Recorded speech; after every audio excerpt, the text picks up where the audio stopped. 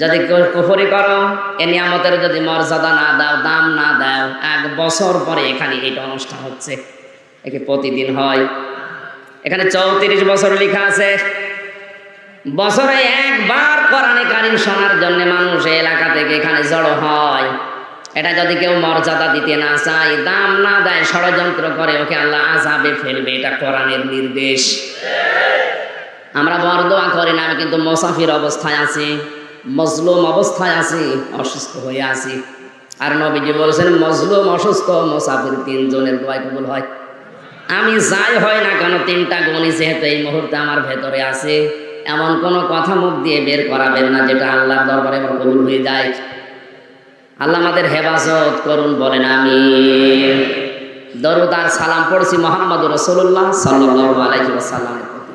তেলাওয়াত করেছি সূরা দোখান 4টা আয়াত।